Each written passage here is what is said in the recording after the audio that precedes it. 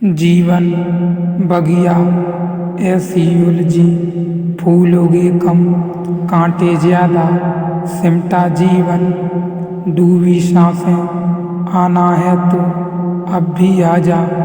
यदि आपने अभी तक पिछला अध्याय नहीं देखा है तो कृपया करके पिछला अध्याय देखें, तभी आप इस अध्याय को समझ सकेंगे।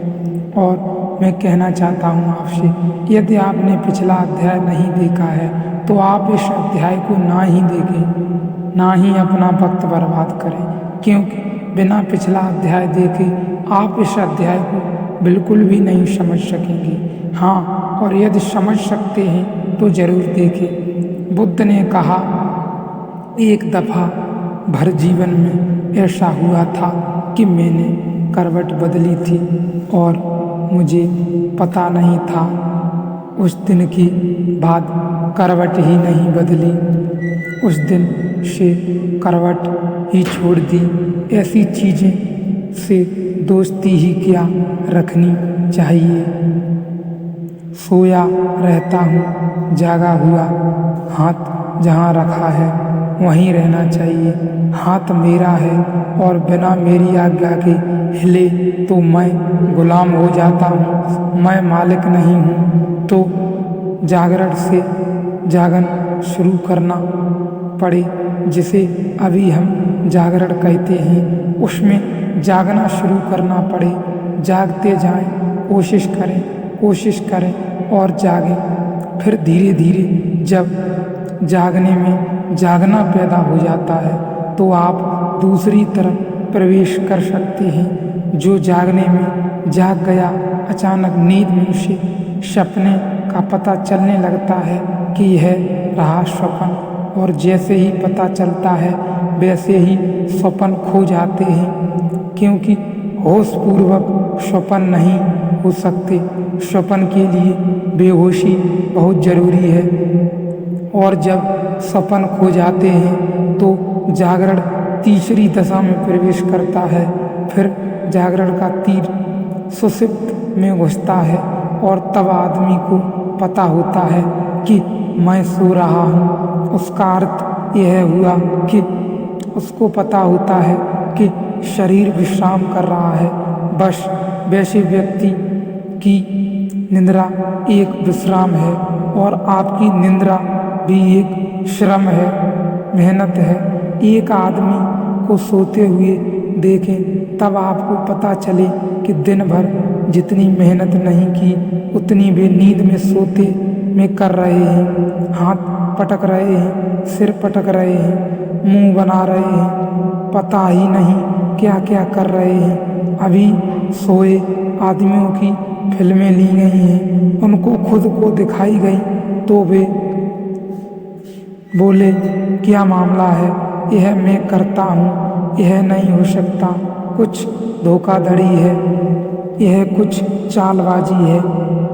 आपकी फिल्म अगर रात भर उतारी जाए और फिर सुबह आपको दिखाई जाए, तब आपको पता चले कि आप ही करते रहे।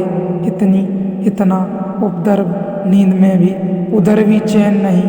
हमारी नींद भी एक श्रम है, और ऐसे व्यक्तियों को जागना भी एक विश्राम है। हमारी नींद भी एक श्रम है।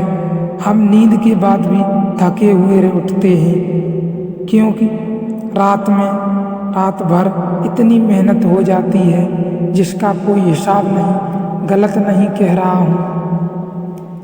नींद के बाद भी हम इस बुरी तरह थके हैं, इतनी बुरी तरह थके हुए उठते हैं, और यह रोज का सिलसिला है। दिन भर के थके रात को सो जाते हैं, रात भर के थके उठ जाते हैं। जिंदगी हमारी लंबी एक थकान है, एक बोझ जिसको हम ढोए चले जाते हैं। हम वह मौत अगर ना आए तो इस बोझ से हमारा छुटकारा ही न हो। मौत आ जाती है, जबरदस्ती हमसे बोझ छीन लिया जाता है, मगर हम इतनी वासना से भरे हैं और बोझ से हमारा इतना मोह है कि मर भी नहीं पाते कि नए जन्म की यात्रा पर हमारी चेतना निकल जाती है। नई बीमारियों की खोज में, नए बोझ की तलाश में, नए उपद्रव जैसे ही चेतना का तीर प्रवेश करता है, सुषुप्त में प्रगाढ़ निद्रा को पार करता है, वैसे ही फिर निद्रा शरीर का विश्राम रह जाती है। कृष्ण ने जो गीता में कहा कि योगी सोया हुआ भी सोता नहीं, यह नहीं कहा है कि रात भर आँख खोलकर खड़ा रहता है जैसे कुछ पागल खड़े रहते हैं। यह पागलपन है, यह दूसरा पागलपन है।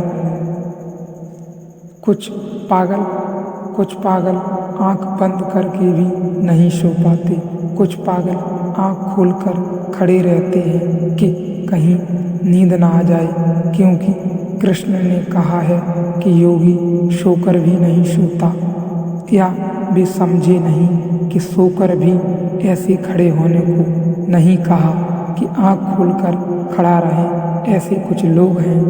मैं एक गांव में गया तो वहाँ एक खड़े श्री बाबा लोगों ने मुझे आकर कहा कि आप खड़े श्री बाबा के संबंध में कुछ जानते हैं या उनको जानते हैं या उनकी कभी चर्चा सुनी है। क्या हुआ? मैंने कहा उन्हें क्या हुआ, उनको क्या हो गया? 10 साल से खड़े हैं, लोगों ने बताया, इसलिए खड़े श्री बाबा उनका नाम है। मैंने कहा उनके दिमाग का इलाज करवाओ, मैं क्या करूं? और किसी तरह ठिकाने की कोशिश करो, किसी तरह सुलाओ, पर अब वह उनको बिठाया नहीं जा सकता। पैर हाथी पांव हो गए हैं, किसी भी तरह सुलाया नहीं जा सकता। अब वह उनको बिठाया नहीं जा सकता, पैर हाथी पांव हो गए, पैर सब लू से भर गए हैं, सब नसें जकड़ गई हैं, अब वे बैठ नहीं सकते।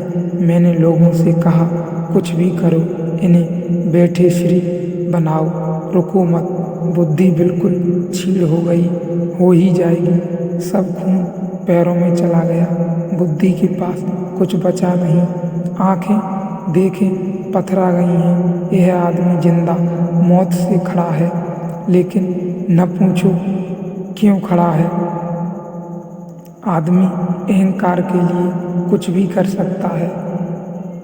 पैरों पर लोग सिर खड़े रहे हैं, फूल चढ़ा रहे हैं, रुपए रखे जा रहे हैं, मंदिर में खड़े हो रहे हैं, क्योंकि महंगा नहीं है, सौदा सस्ता है। यदि आपने इस अध्याय को अंत तक देखा है तो आप समझ सकते हैं कि भगवान श्री कृष्ण ने कैसे कहा है कि योगी सोया हुआ भी नहीं सोता। और इसको विस्तार से जानने के लिए देखें अगला अध्याय।